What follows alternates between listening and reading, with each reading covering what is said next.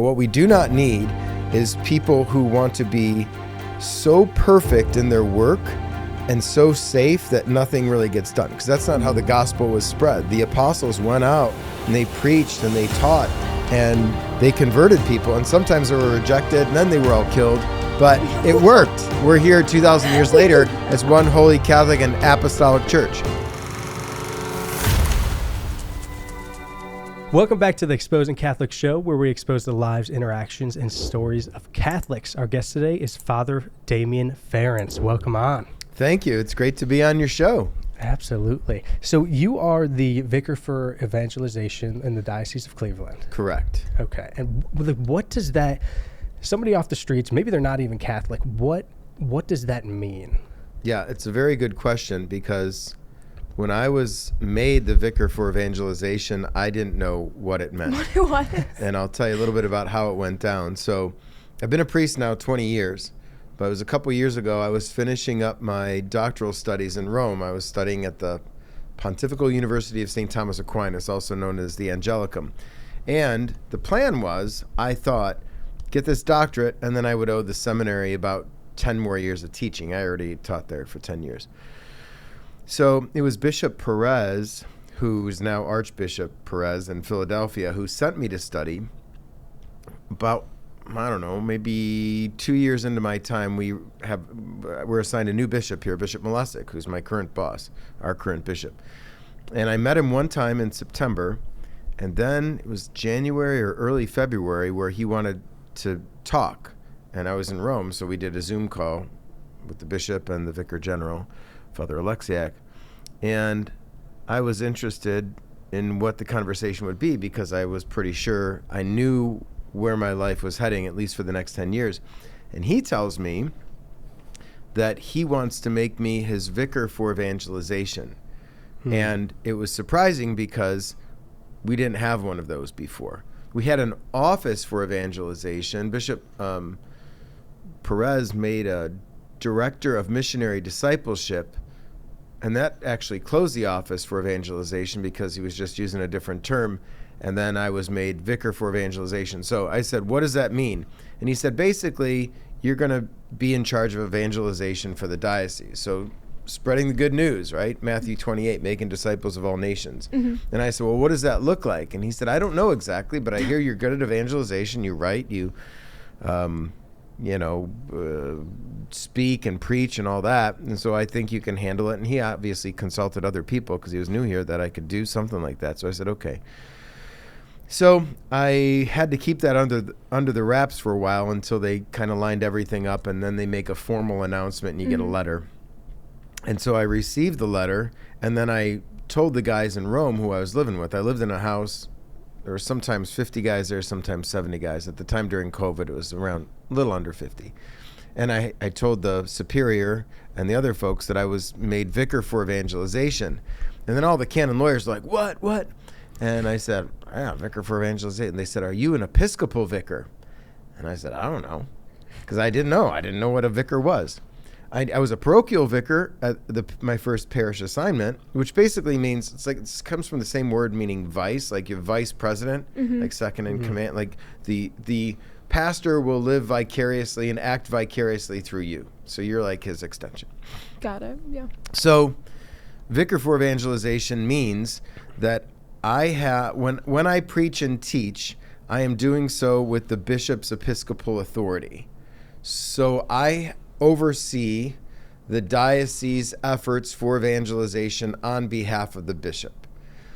So that's a big part of what I do, and I'm trying to figure out how to do it well. A good way that I explain the job too is this: we no longer have an office for evangelization, because in the bishop's mind, in my mind, every office in the whole diocese, we're recording here at 1404, the Chancery Building.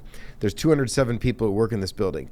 Every office is ultimately about evangelization, whether you're maintenance, HR, legal, canon law, catechists, Catholic charities, education. Whatever you're doing, ultimately it's to take the gospel out. So it's my job to help people do that.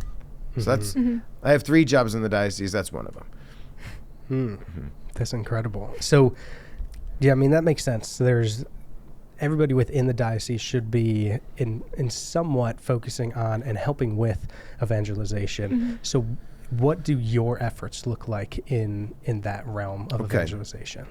Good question. So I am also the secretary for parish life, which means that I oversee all the efforts in this dicastery or this floor or this team known as parish life. So we're on the 6th floor now. The 5th floor is that whole division. Okay. And I oversee it. I have an assistant secretary who helps me because I certainly cannot do the leadership on my own. And she has gifts that I don't have and vice versa. Her name's Lynette. She's great.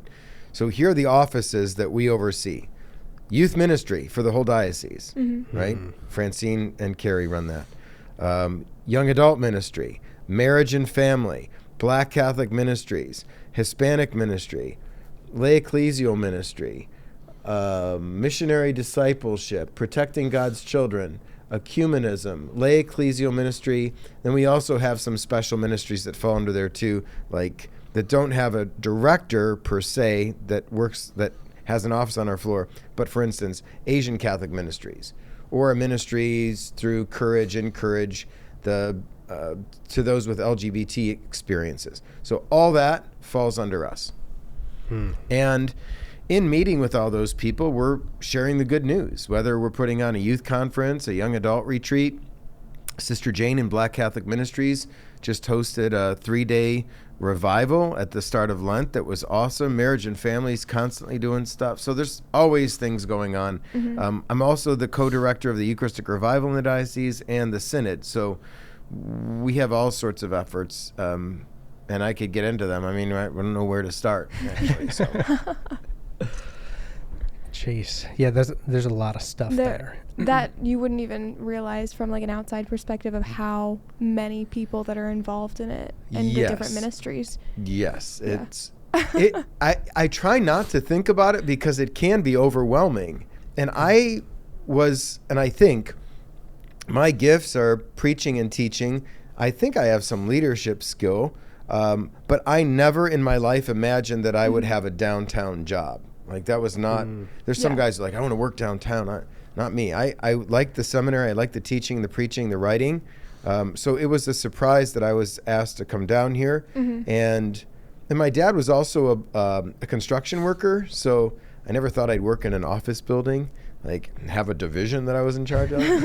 Kind of blue collar priest. But that's how the Lord works. And that's where he called me. And that's what the bishop asked me to do. So I'm doing it and I'm enjoying it. But I know enough to do my work, but I count on very competent people to do their work. And so one of my approaches to the ministry is that hire really good people and then let them do their job. And my job is removing obstacles that are in the way so that they can flourish. That's kind of how I see what I do. And I know I have people who can do work that I can't do. And so they do their work, I do my work, we work together, one body, many parts, let's go. And that's how it works. Yeah.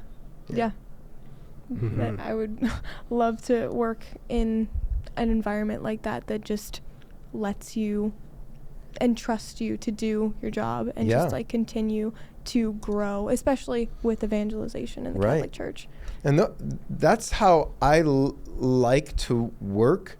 I like when my bosses will say, here's basically what I need you to do. Go for it. Cool. Awesome. I could do that. I'm responsible. I'm reliable. I can try. And if I mess up, I'll learn from it and we'll do it again. And I tell my crew that, like, do not be afraid to make mistakes. I need you to take risks, like smart ones, obviously. Try things. And if they don't work, learn why it didn't work and then go again. But what we do not need is people who want to be so perfect in their work and so safe that nothing really gets done, because that's not how the gospel was spread. The apostles went out and they preached and they taught, and they converted people, and sometimes they were rejected, and then they were all killed. But it worked. We're here 2,000 years later as one holy Catholic and apostolic church because of their witness. So. Yeah. We've got something special for all our Catholic organizations. Now, before you skip past this part, it's not an ad. It's more like an incredible opportunity to take your digital presence to the next level. And I'm going to let you in on a little secret here. Something only for our podcast listeners. We, DM Productions, have a 2-day Catholic social media makeover course. It's an online course specifically made for Catholic organizations. It will take your social media to the next level. And we make it easier than ever with our step-by-step video walkthroughs, cheat sheets, customizable templates, and more. Catholic organizations, let's start creating the quality and results that secular businesses have, but with the depth and beauty of Catholicism. Oh, and did I mention the price? $700. But remember I said I was going to let you in on a little secret? Use code DMPodcast to get it completely free. No credit card required. Just pop that code in and you're all set. Head over to www.dm.productions/social media makeover or click the link in the description. Now back to the show. I think that's also a common thing of priests that are really taking things to the next level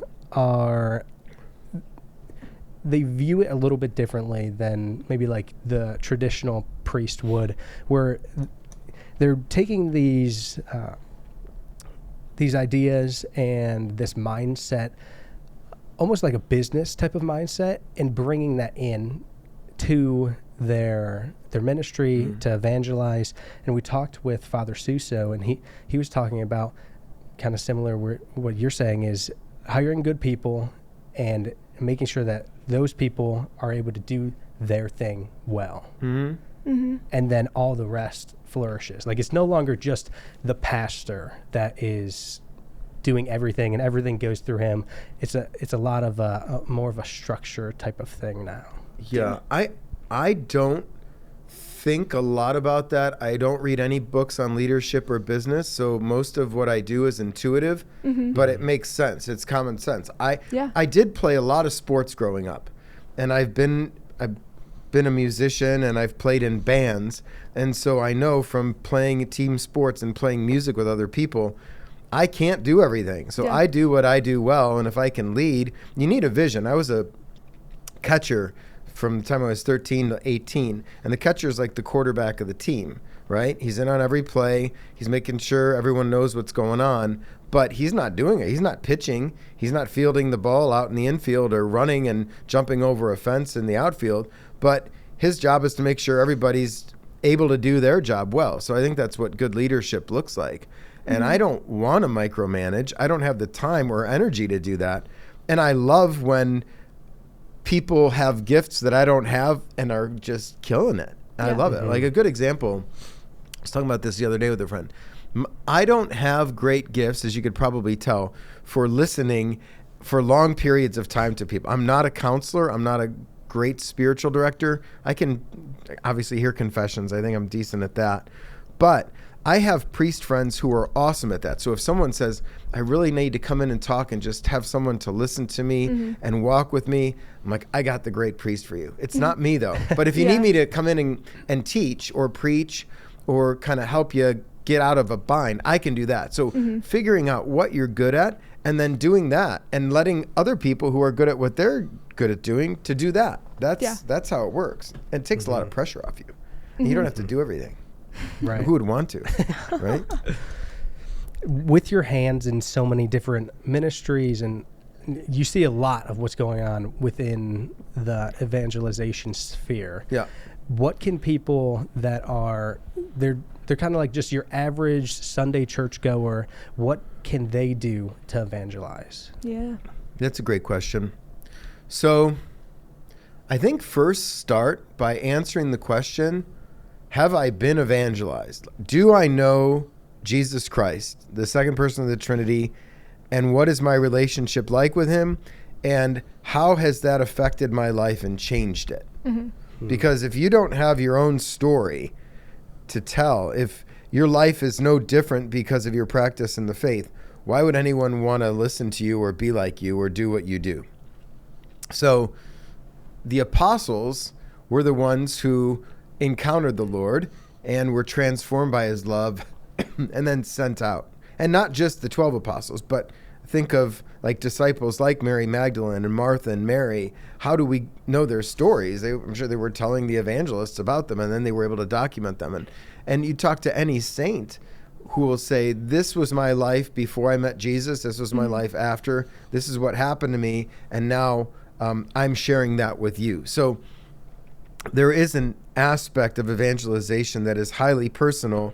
And if you're not able to enflesh your own discipleship with your own story and tell people about it, it cannot be something that's simply abstract. It's got to tear the heart and convict the heart.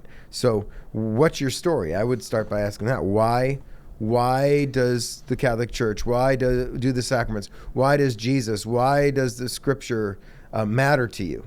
You know, and be able to tell that, and not just with your narrative, but also with your life. Like at the end of Mass, go in peace, glorify the Lord by your life. Go and announce the gospel. So how do you do that? That's powerful. And we want to focus on stories because not everybody can connect with a like theology or go into apologetics and really like, oh yeah, like I like that side of it. But if you can tell a story, I think it is so powerful in not only evangelizing, but just communicating with somebody about the faith rather than getting into the like nitty gritty details. Now, they are important to distinguish like the Catholic Church, but not everybody can connect with those or like fully understands that and can really latch on to something. Well, especially if you're just getting into like evangelization and like just if you don't even have a like at first connection with your faith, like getting into like really deep theology is just gonna go over your head. So like starting with like like what's your story? Like, you know, what are you doing? Like, what's your life like? How did you come to find Jesus? And like all of that kind of stuff. That's a really good place to start rather than like, let me explain to you all of these really, really like crazy, I don't even know. I can't understand all of the stuff that like Trent Horn and like the Word on Fire Institute, which I know that you're a part of. It's like it's hard for me to like grasp all of that stuff still, and like it's a constant learning, and you're never going to learn all of it either. So people are on all different spaces, and some people are brought to the church by listening to Bishop Barron or Trent Horn and need a highly cerebral intellectual argument because that's how their mind works and that's how they process information. So that's true. We need it all. My first book, it's called The Strangeness of Truth. I should give you guys a copy. I don't have one here. I just sold a bunch last night at a parish mission, by the way. And the way that I wrote the book was each chapter I started with a personal narrative from my life. To get the reader in, because they could say, oh, I relate to that. And then once I've established that, then the middle part of the chapter is I get into the systematic theology. Like, okay, here's who God is. And did it ever occur to you how weird it is that God became a human being, yet remained God, and his divinity didn't crush his humanity? That's strange. That's the incarnation. And sometimes we say these terms, but we don't take time to think about them and contemplate what that actually means. And then at the back end of the chapter, I come out and kind of complete the story I started at the beginning. So I talk about the book as a sandwich. You got the top bun or the bottom bun, and then the meat and the cheese, and then the lettuce and tomato, and that's the systematic theology, and then the top bun, that's another story. So you've made yourself a sandwich, you could eat it. But I mean, think of how Jesus preached, oftentimes through parables and stories, because he could capture the head and the heart, and there's usually a twist in there that I didn't see that coming. Oh, that's awesome. That got me. And then you can unpack as you go on there. So it's also the reason like good art, film, music, short story, fiction, they go a long way because once you encounter a really good story, you can sit back and then reflect on it. We would call it mystagogy, like unpacking the mystery, and then dig into the meaning that's presented there. So personal narratives are important in evangelization. Think of someone like St. Augustine, late 4th, early 5th century saint, who lived not so holy life for his first 32 years. And he struggled with two primary sins, pride and then lust. And we know about this because as a bishop, he wrote a book called Augustine's Confessions. And in this book, he talks about those sins that he struggled with, pride and lust. And he was really battling with lust, like tearing at his hair, crying his eyes out, like, Lord, won't you help me overcome this? Then he has this wonderful moment in a garden outside of Milan where he reads Romans, part of Romans, and he's transformed. He feels like something wash over him, and those temptations of lust left him. And that changed his life and transformed him. How do we know all this? Because as a bishop, he wrote a book called Augustine's Confessions, where he talks about his own struggles with sin. I don't know any bishop today who is going to write a book like that and confess his own sins, especially with the 6th or 9th commandments. But Augustine did it. And why did he do it? To boast about his own sinfulness and say, look what I know. Yeah. He did it so that his readers would say, my gosh, that's my bishop. And look where he was in his life. And look how the Lord entered in and transformed his life. If the Lord could do that for my bishop, he could certainly do that for me. Exactly. So he shares his story to convince others that this is how the Lord works, and he wants to do this in your life too. That is so powerful, for sure. Think of any retreat experience, or even people who are in like an AA program, how important the lead is, or the witness, for someone to get up and say, this is where I was in my life, this is what the Lord has done for me, and this is where I am now. You have an embodied story, an incarnational story. It's not simply abstract facts. And this is not to poo-poo, scholastic theology or philosophy. I have a PhD in philosophy, by the way, so you have to think abstractly from time to time. Yeah. But it is to say that as human beings, we like stories. We are, Alistair McIntyre would say, he's a philosopher at Notre Dame, we are storytelling animals. That is part of what we do. And we like to hear stories because we learn from them.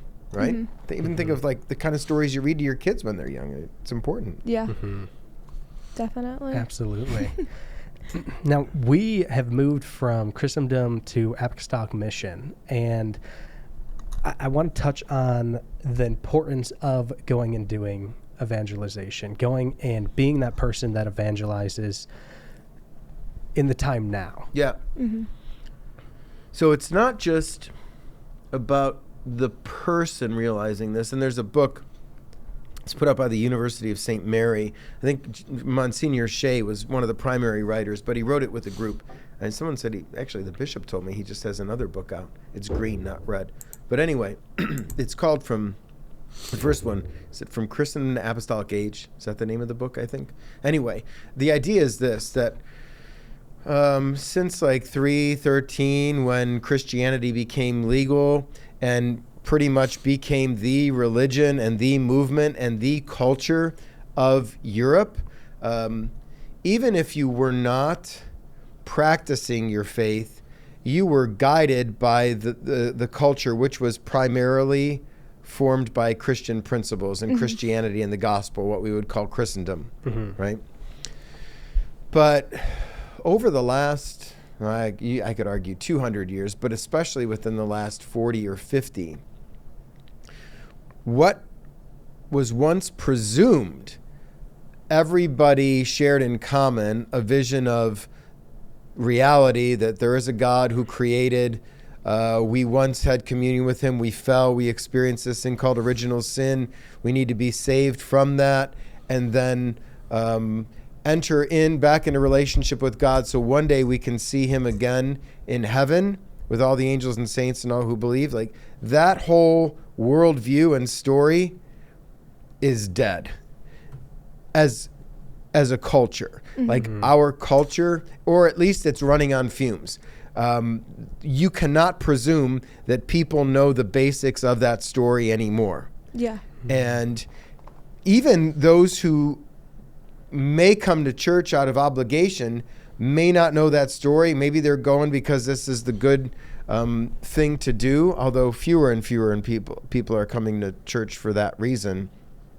So we live in an age where the culture is much more hostile to Christianity and Christian belief and Christian experience. So what we're doing now, we are living in an age that is much more similar to what the apostles lived in than maybe what our grandparents or great-grandparents lived in even 100 years ago.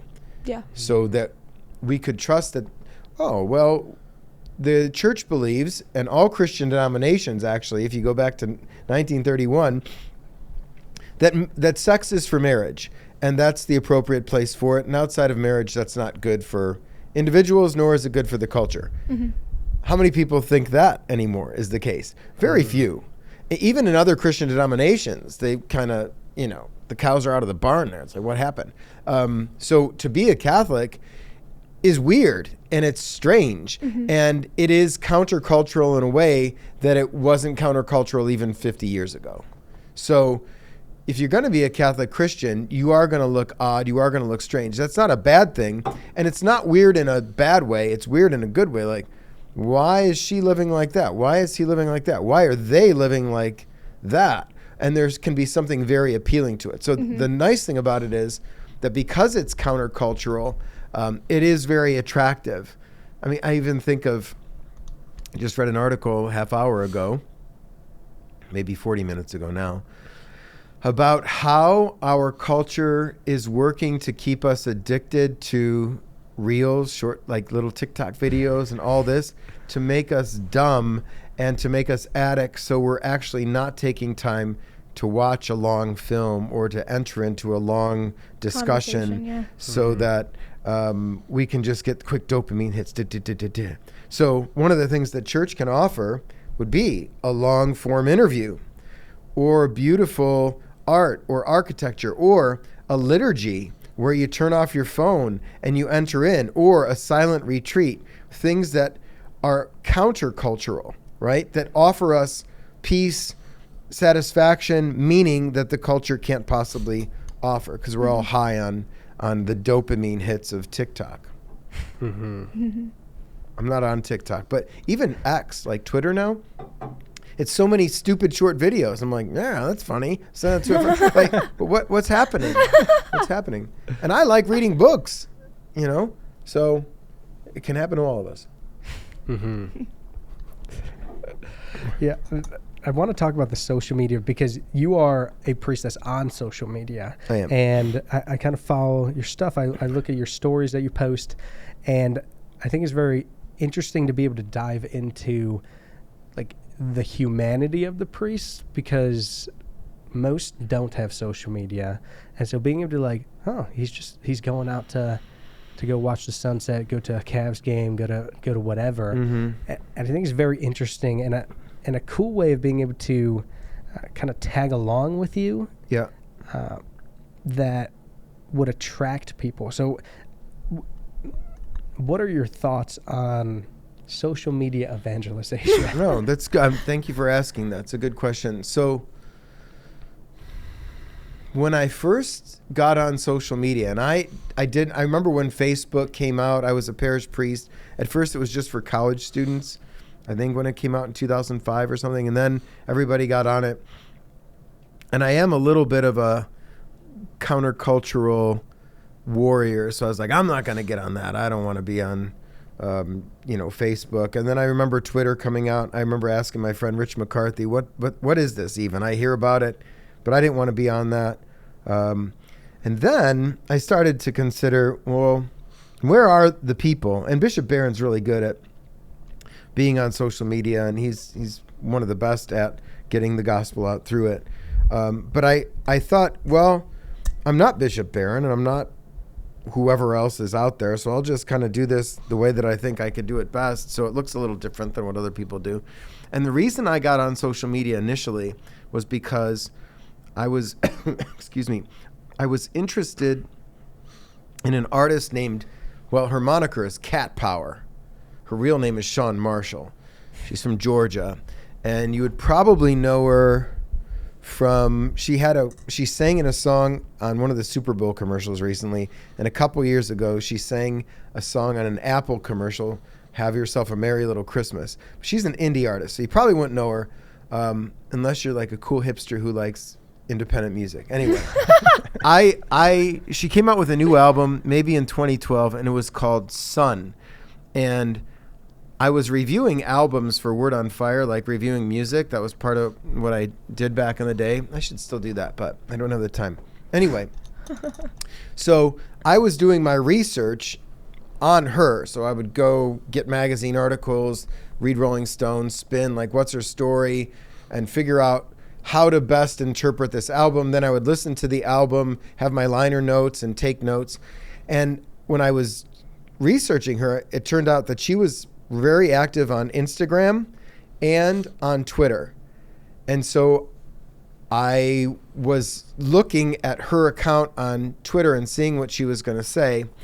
And then I decided, okay, I'll write this article, we'll put it out, and Word on Fire put it out on their Twitter account. And the head of Matador Records, it's her album at that time, retweeted it and said it was the best thing that, and I was like, oh my gosh. So Sean Marshall is reading my review. And I think it was right around that time I either was on Twitter just as a follower, I never posted anything. And so like the first thing I posted back in 2012 was this album review. And then I started following her. And the reason I got on social media, I'm so interested in artists, I'm a big Springsteen fan, so I started following these artists, and then when I would review their albums, I could tag them and then get some feedback, and that's kind of how it went. And it was a way for me as a priest to interact with culture online and be present in ways that people might not expect a priest to be present. So, yeah, sometimes I tweet about what my homily was, but oftentimes it's Cleveland sports. I love Cleveland sports. Or if there's a good story and I think I can connect it to the faith, I try to do that. I also think things are really funny. I love laughing. I was the class clown of my high school, voted funniest in grade school. And so humor is also a way of showing intelligence, that you see how things relate in, like, even metaphysically. So I think to be able to observe and comment as a Catholic can be helpful to people, like, oh yeah, that makes sense to me. Oh, that's interesting. Or I didn't think of things in that way. And it helps people to think more contemplatively about what is and about reality. So it's kind of a job of an artist in a sense. So I think I approach social media in a way that a Catholic artist would approach art, Mm-hmm. You're trying to show what is and help people see maybe what they've missed, I think. Mm-hmm. I guess I haven't thought about it enough. I'm thinking about it as I talk to you. So that's about what I can do. But yeah, I like social media. Like anybody, you have to discipline yourself at times. But I'm trying to find the balance of being present enough on there and telling good news, and also, being human, and also being a good priest and representing the church well. And I even know now that I'm the vicar for evangelization, secretary for parish life, like whatever I put on there is also reflective of the church and the bishop in some way, because I'm his vicar. So I need to be responsible, but I also, again, I want to take like smart, faithful risks. Like this weekend's first reading is the story of Abraham and Isaac. And Abraham followed the Lord, like, okay, I guess I'm gonna go kill my son. Because you asked me to do this. I trust you, but this is the weirdest thing I've ever heard.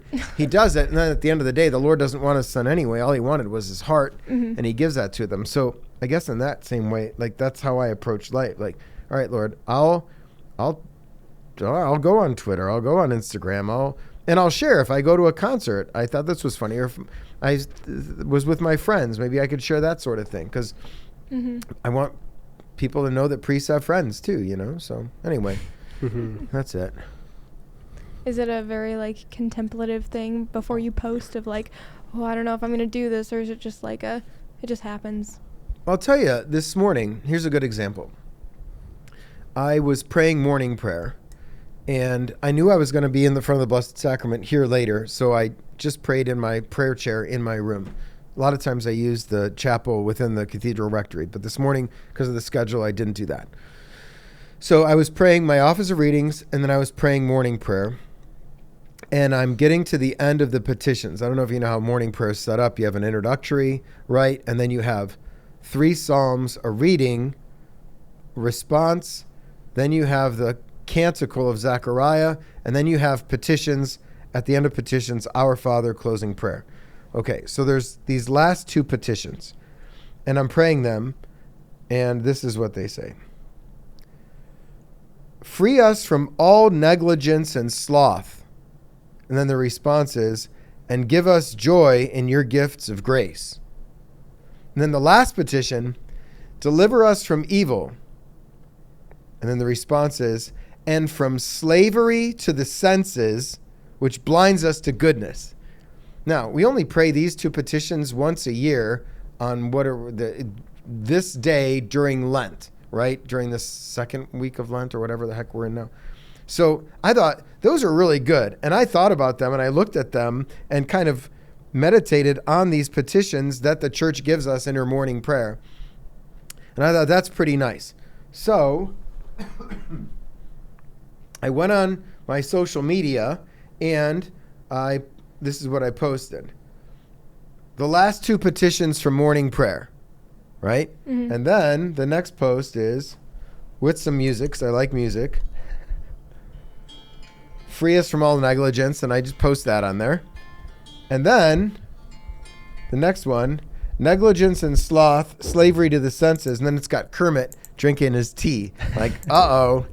Because, like, how many of us are guilty of negligence and sloth? And then this slavery to the senses, like, we as human beings we have bodies and we have souls. The way we access the world, the way we come to know the world first is through our senses. Seeing, tasting, touching, smelling, hearing. Good. We share that with the animals. But what's the problem? Sometimes it stops there. So we want to access the world, but rather than like contemplating beauty and truth and going beyond what the senses give us, we stop at the senses and we become slaves to the senses. What tastes good, what smells good, what looks good. And we stop there and start acting more like animals than like humans. And I felt that petition was indicting, but in a really good way, to make me alert to, man, am I a slave to the senses? Yeah, sometimes I am. So my guess is there's other people that are out there too who are also slaves to the senses. So Lord, what do you want me to do? And then what I heard him tell me was, you can share that online.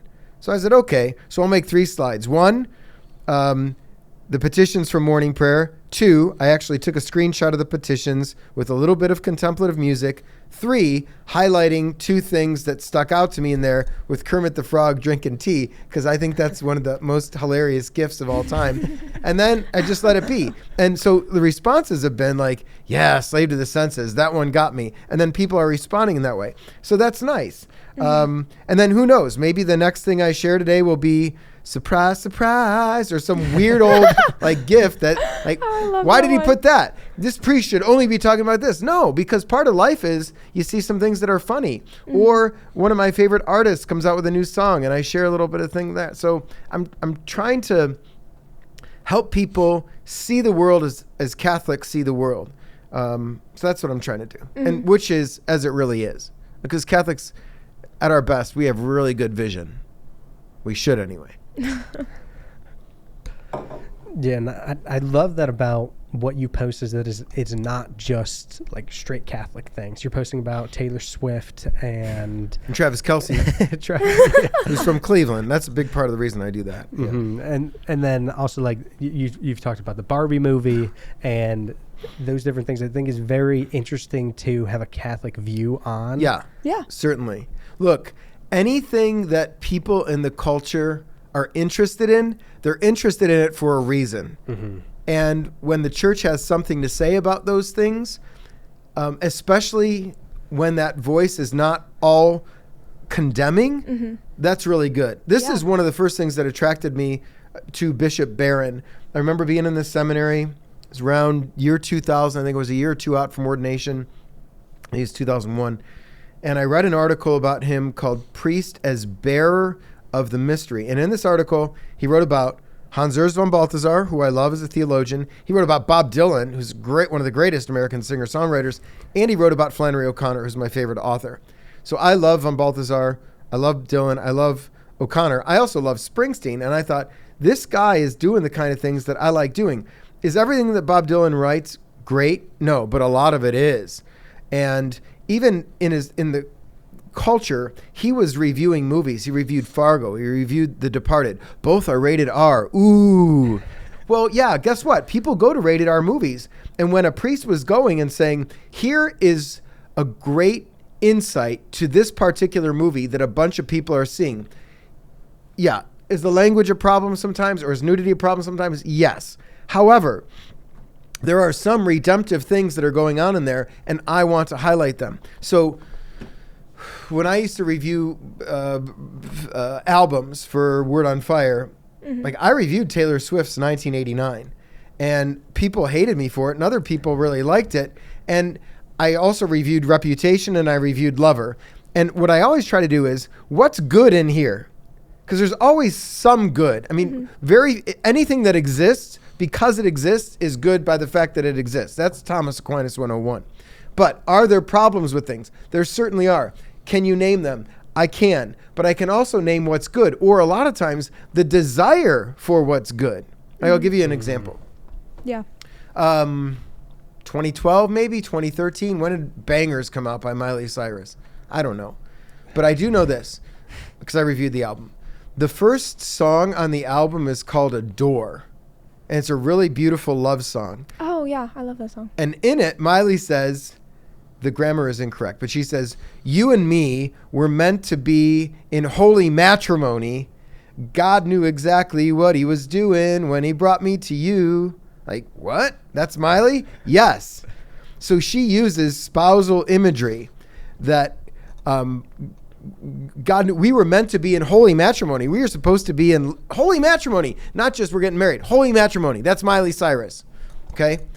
And then what happens? The very next song on the album, it's our party. We can do what we want. We can say what we want. We can't stop. We won't stop. She's talking about cocaine and all these kind of things.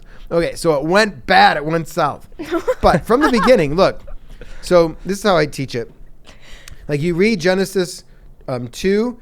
That is why a man leaves his father and mother, clings to his wife, the two become one. That's the first marriage in the Bible. That's how God wants to be with us. Look, this is God, this is us, this is the man, this is the woman. This is what we long for. What does sin do? It breaks everything apart. It's our party. We could do what we want. We could say what we want. So that's how that looks. And that's how I read that album and understood what was going on there. So Miley intuitively knew, like she's got this anamnesis. She's got this memory of how things were supposed to be from the beginning. And now we live in this fallen world. And sometimes then we start to think the fallen world is all there is, but we need a savior. So that's the kind of thing I think a priest or an evangelist can do well. Like what are people watching? People were watching the Barbie movie. So Maria Wankata and I, who's our marriage and family specialist at the CLE 216 youth conference, guess what we did a breakout on? The Barbie movie. Then what was the question we asked? Is it Ken's world or is it Barbie's world? And what we showed was, look, God made men and women in his image and likeness, male and female, he created them. So guess whose world it is? It's both our worlds. When we work together and male and female are complementary of each other, we're doing great. When we think the patriarchy has to rule, or when we think the matriarchy has to rule, we're not doing it right. And it was standing room only. Kids were sitting in the hall, and they really loved hearing about it because a lot of them saw the film, and they knew there were some good things in there and some things that weren't so good, and they wanted people from the church who were faithful to the church to help them understand what they saw. Mm-hmm. So I see that as a big part of my job, is helping people understand reality. Mm-hmm. Yeah. Yeah, that's really good. Also, to just be on a relatable level, too, of like, oh, I saw that movie. Yeah. Like, oh, I also love memes and GIFs and whatever. Right. And, like, just seeing that. And that's not to see that everybody should see everything. Mm-hmm. Yes. Because there are some things that can really wound the heart or wound the mind. Or if you're sensitive to violence, certain things, like, don't watch porn. Like, it's not good, right? Don't do that. However, I did watch White Lotus because a lot of people were watching that series. And although I would say there were some scenes in there that were not necessarily in terms of human sexuality, in the first season, you had a teenage kid who was addicted to his phone and to pornography. And what happened to his character throughout the series was that the more he engaged reality, nature, friends, he started being part of a kayak team.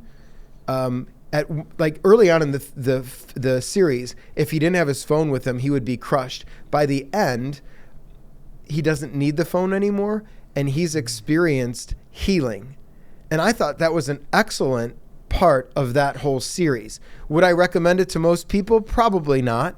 But do I think some people could handle watching it and be able to understand it intelligently? Yeah. Another series was The Young Pope with Jude Law. I don't think that was for everybody. I think there were some, sex scenes in there that weren't necessary. But I watched the thing. I reviewed it for Word on Fire because I thought there were some redeeming qualities to it.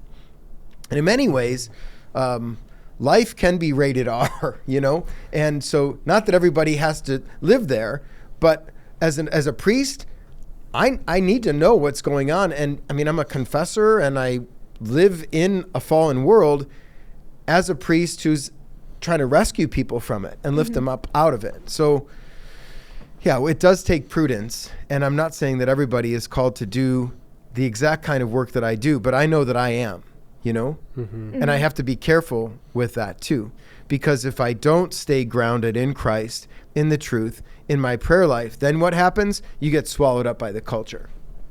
So at the end of Mark's gospel, Jesus has this line like, you're going to do, we're coming a cold, hold on. Jesus has this line like, you're going to drink poison and not be harmed. You're going to be able to handle serpents and they won't, hurt you or bite you. And I know that there are some Protestant denominations that will actually do snake handling, and I don't do snake handling. But the way I read that is that if you are grounded deeply in your Catholic faith and have a good prayer life and good friends and good community, then you will be able to handle the serpents of the culture and the poison of the culture and not be harmed by it, but actually be able to address it and perhaps convert it, So I think that's there. I don't think that's for a novice. I mean, I've been a priest 20 years now. I had 9 years of seminary formation. I see a spiritual director once a month, go to confession at least once a month. So this isn't for the faint of heart or the newbie. Like, I'm going to get out there and be careful, buddy. Yeah. Yeah. So. And I think that's super powerful to acknowledge and to understand, because people don't have to be dressing immodestly to be able to lust after somebody or to be able to use somebody.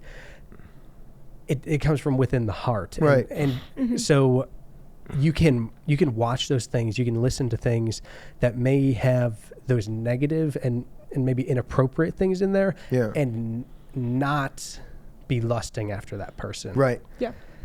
So I think understanding that and being rooted in the faith is super powerful.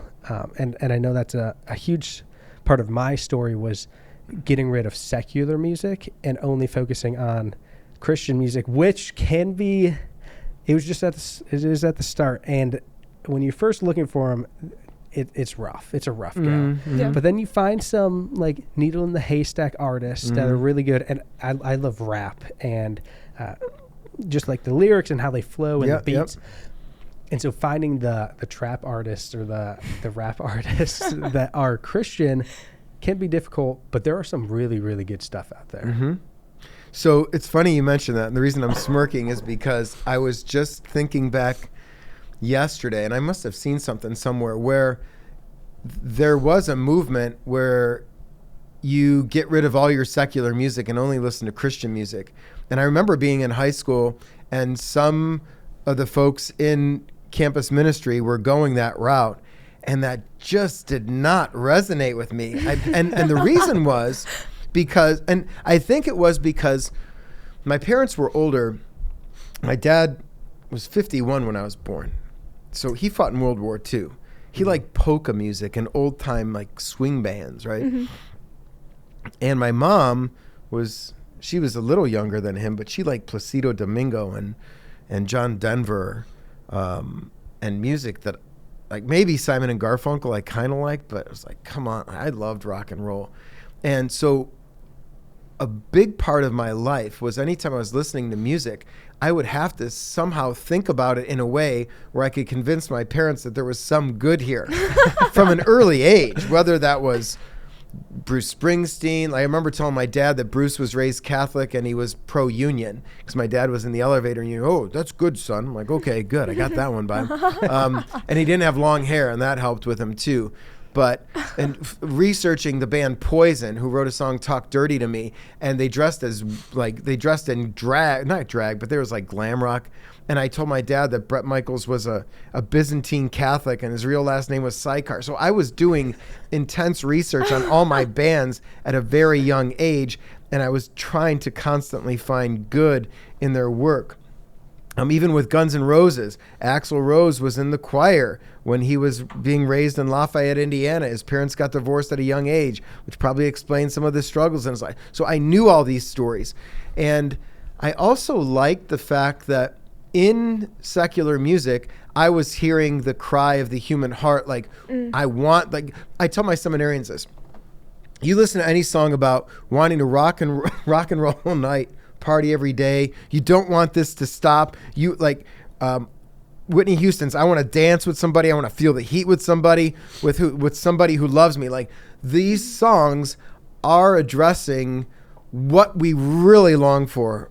If you listen closely, you can hear, like, there is a deep desire for God in there. And I liked being able to recognize that, because what I found was, although I do like Matt Maher, I do like David Crowder, I do think that a lot of Christian music can be cheesy, because it doesn't come from the same depth. I also like that guy, what's his name? He sings Graves to Gardens. KB. What? KB. Who's KB? That's his rapper name. No, but what's his real name?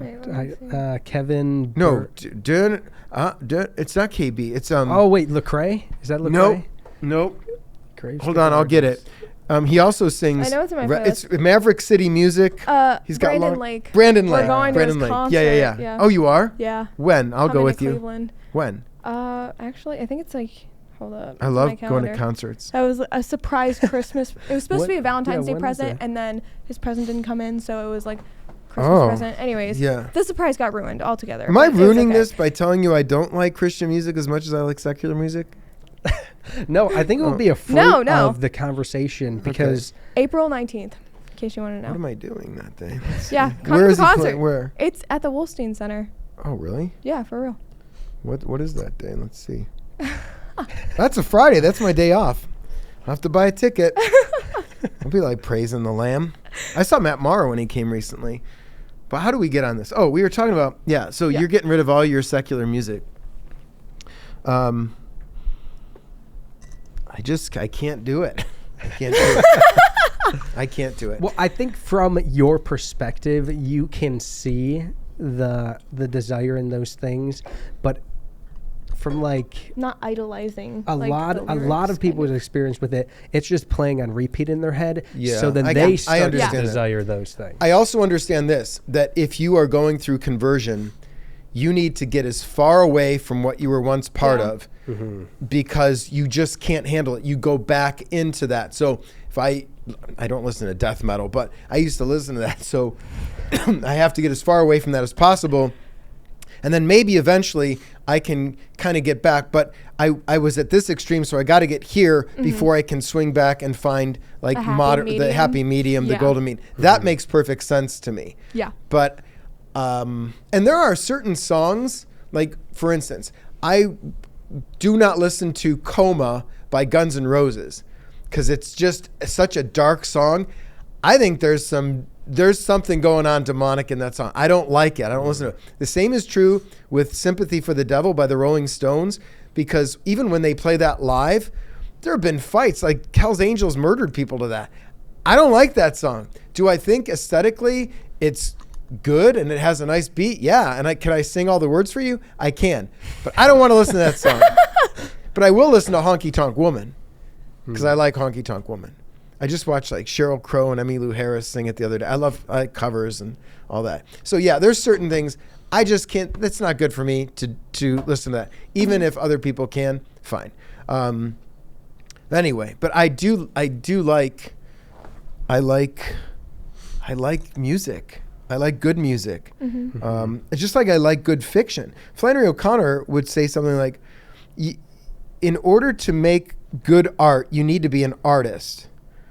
Even if you're good morally, like you're a good Catholic guy and you're not an artist, well, don't try to make art because it's going to suck. It's not going to be very good. And someone who's not even that faithful can still make good art. Like Caravaggio was one of the best artists that the world's ever known. He was Catholic, but he also killed a guy and he had moral issues, but he still created good art, right? So people who may not be that faithful may still have God-given gifts that allow them to create good art, which can bless the rest of us. And to be able to recognize that, that can convert someone's heart. Like, you recognize this? Sure I do. You know? Yeah. You had mentioned something earlier of like watching movies that have sex scenes in it, and you said like they had some unnecessary sex scenes. Yeah. In it. So does that mean like that there are like some movies that have necessary sex scenes or something along the lines? Well, I think there's ways that you can show what's going to happen without showing what's actually happening. Yeah. That's like the Catholic way of doing it. We can figure that out. Like in the old day, they would show like, here's a couple, they're going in for a kiss, it turns to fades, and then fireworks. You're like, yeah, I know what's going on. You know. Yeah. So no, I don't think necessary in the way of. I'm trying to think of how this would look, where you can show something where you're insinuating what's happening. No, I don't think. That's a good question. I'm glad you asked that, because someone would say, "Oh, he thinks that some sex scenes are necessary." No, I don't think that. But I guess what I'm saying is, if I'm watching a film and there's something, I could always like, I don't need to see that, and I can turn away from that. The film didn't need that scene in there for me to know what was going on. Yeah. I guess I'd have to think about that a little longer to think about an example of what you could show that would be enough and not immodest, sinful, or inappropriate. Because the other thing is, these actors are acting. They're not actually married, you know, or they're like, I don't know how do you kiss someone that's not your? I'd have to think about that one a little longer. But that's a very good question, and certainly. As John Paul II would say, the problem with pornography is not that it shows too much, but that it shows too little, meaning too little of the human person, right? Yeah. So I guess we'd have to do a whole nother show, and I'd have to think about that a little bit. And I know that the USCCB used to do like ratings of films, and it would be A1, so adult 1, adult 2, adult 3, and then O was morally offensive. So this film would be morally offensive to people. And they gave that rating to Nacho Libre. So, because Ignacio fell in love with Encarnacion. Yeah, and I love Nacho Libre. I love Nacho Libre. Yeah, I do too. So, anyways. Did I answer your question? A little bit, yeah. Okay. Yeah, definitely. Yeah. So. That's upsetting. I do love Nacho Libre. You don't, but it's the best. I love it. My life is good. What do you love about Nacho Libre? One of my best friends in high school, like we would just watch it all the time. So we had all the lines memorized, like all these inside jokes. We would say the lines all the time. Those are my favorite things too. Yeah, exactly. Yeah. And so it was one of the things like we just did, and like Napoleon Dynamite is another one of the movies like we would just watch on repeat. And so I didn't watch it for a really long time, and we were just looking for a movie to watch. I was like, oh, you need to see this movie because you love like boxing movies. And I was like, oh, it's Catholic. You said it was a boxing movie. It's a wrestling movie. It's about wrestling, luchadors. Whatever. And I was like, oh, you would love this movie. And it's got Jack Black in it. Like, it's good. And you hated it. But I was like, it's so funny. It's a film about a guy who has this great desire to be seen and to be known and to be loved. Like, who doesn't want that, right? We want to be recognized. We want people to appreciate our gifts. But what Nacho does, Ignacio, he's just so sick of just cooking, the beans? The Lord's cheeks. With the Lord's cheeks. And there's no nutrients here. And he wants to do something great with his life. Who doesn't? Yeah. And so one day he's in town and he sees that there's an ad for Luchador. There's like a wrestling tournament, but he needs a partner. And so he finds the guy who was stealing the chips, Escalito, and he says, maybe we can go and enter this tournament. So they do, and they get beat, and he's all disappointed until the guy comes in and pays him for it. And he's like, what? We got paid, but we lost. He's like, everybody gets a cut. People like to see you. So he starts taking this a little more seriously. He has like a split life. He's a religious brother who cooks for the orphans, and by night he's a luchador, and it's becoming more and more lucrative for him. But he gets kind of wrapped up because he wants to be famous, like Ramses. Mm-hmm. He loves Ramses. He's got all the creams and lotions, and people shout his name. And he even has a little bit of this experience. Remember the one time he tore his blouse and people were calling his name, and then Escalito says, yeah, and then they knocked you unconscious, all right? So that happens. Until eventually he reaches this culmination where he's buying not nutrients for the kids anymore, but he's buying fancy boots. And then he's being distracted, and he thinks he's attracted to Encarnacion, who's so beautiful, but he's trying to figure out what is his actual vocation. And he goes into the church and he prays and he tells the Lord, like, what are you doing with me? And then do you remember what happens in the church? He lights a candle, then he gets set on fire. Oh, yeah. And then he gets set on fire and he comes out and his habit is burnt up and people realize who he is, that he is Nacho Libre, and he was hiding under the habit, his other identity, his sinful ways. So he's exposed. So what does he have to do? He goes out to the desert. To the desert, yeah. To the wilderness to do penance. And he tried the eagle powers and all that stuff before, and none of this stuff worked. So he goes out to the desert, and then fortuitously, one of the guys who was supposed to be in the wrestling tournament gets injured because Escalito runs over his foot. And so he's allowed back in this wrestling tournament. And lo and behold, you wouldn't think it would happen, but he's fighting to the death, and he gets to Ramses, and Ramses gets thrown out of the ring, and then he jumps out of the ring, gets his eagle powers, tackles him, wins. And then what does he do? He gives all his money, buys a bus, and takes the orphans on field trips. And it seems like he's now a secular Franciscan. He doesn't get to marry Encarnacion, but it seems like the relationship has been healed and redeemed. And the Lord brought him to the place that he needed to be all along. Mm-hmm. That's why that's a good film you should like. Yes. It's theologically rich. Yes. Like, who hasn't been distracted by the fame and the lotions and all the people cheering your name? But that's not what you want anyway. You want to serve God. And that's what he wound up doing eventually. Mm-hmm. But it's a story of a guy who's struggling, like St. Augustine. Yeah. Yeah. Mm. Man, how did you get me talking about that? Anyways. I enjoyed that a lot. I don't know. I think the only reason I didn't like it was because expectations were set that were not true. It was like, I thought this was a boxing movie, another wrestling. One, I don't really like wrestling that much. So it was like, it was all over the place. Have you seen The Fighter? No. How about The Wrestler? No. Those are two films you need to watch. They're both good. Okay. What did we just watch recently? How about Father Stu? Did you see that? Oh, yeah, we just watched that one. Okay. That was what I'm talking about. The adult version or the edited version? Because there's both. Did you know that? I did not know that. I didn't know that. Was there a lot of cussing in the one you watched? Yeah. Okay, then you watched the adult version. Because they made one, because, Mark Wahlberg's pretty active Catholic. He's on the Hollow app and everything. And he was on EWTN with Raymond Arroyo, and he's like, why all the cussing? He's like, because that's how people talk.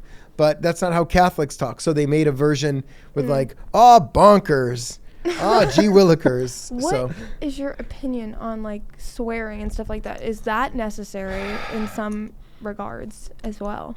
Well, in art, you are showing life. And this was Mark Wahlberg's argument when he made Father Stu. That's actually how he talked. And and what you're representing is what is. So there's a good argument to be made that you want to show things as they are. Mm-hmm. But I also think it's possible to do that in a way where you can insinuate enough and you don't have to use the kind of language. So a good example of that would be the movie Braveheart, where it's very violent, and some would argue you don't have to show that kind of violence, but you can do enough where you're still showing like the hardness of reality, you know. Yeah, so that's a good question, and I don't have the perfect answer. I will say that even Bishop Barron will say, go read the Old Testament. It's not rated G. Mm-hmm. Yeah, I mean, definitely. There's a lot of killing. There's rape. There's incest. There's all sorts of wild things that are happening in there, and it's not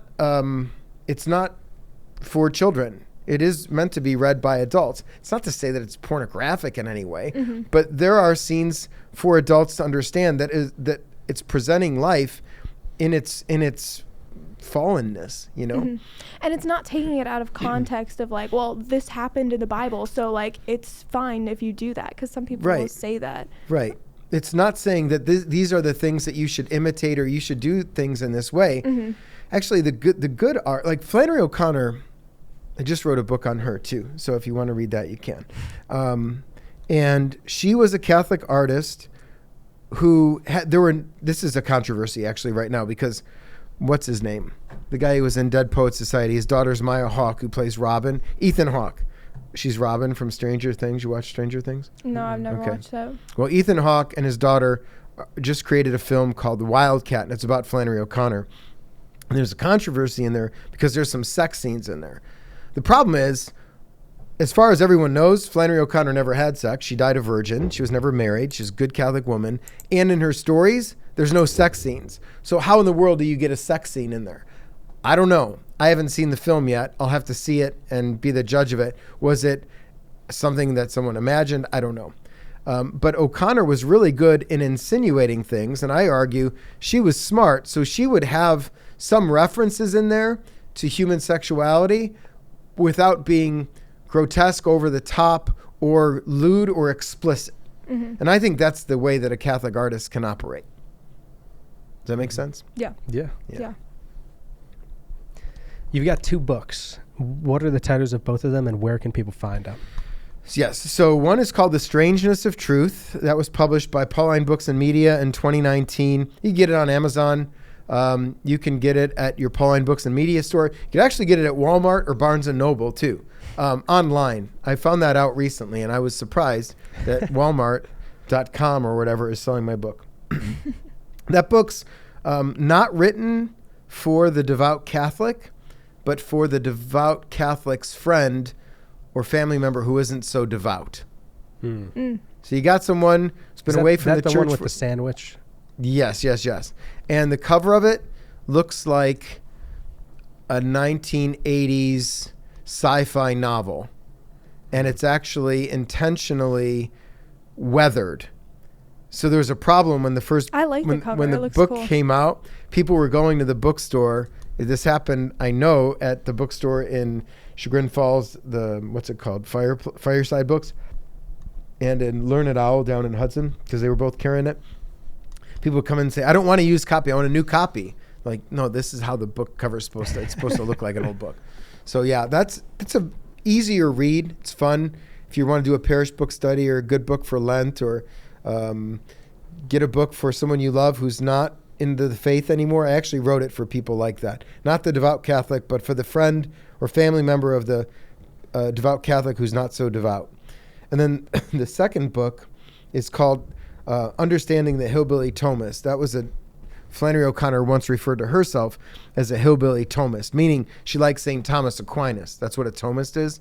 And someone once called her a hillbilly nihilist because she had this deep Southern drawl. And she didn't mind being called a hillbilly.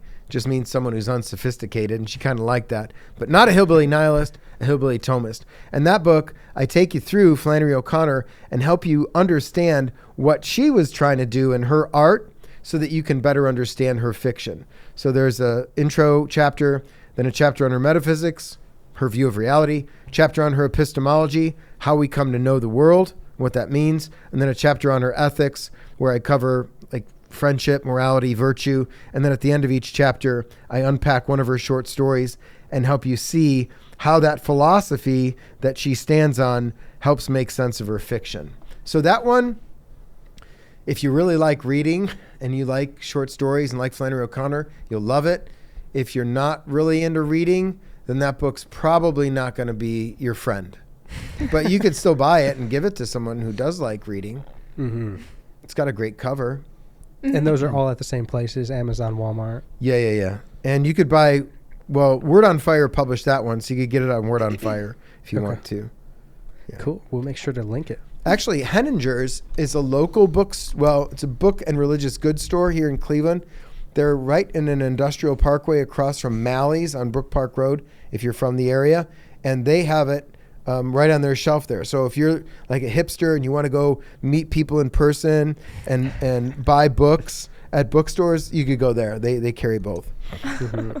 Awesome. If you're not, just get it on Amazon. There you go. Yeah, and rate it and say, this is the best book that I've ever read, unless it's not, and then don't say that. Yeah, don't lie. There you go. Mm-hmm. Well, thank you so much for coming on the show. And where can people find you you're on Twitter and Instagram?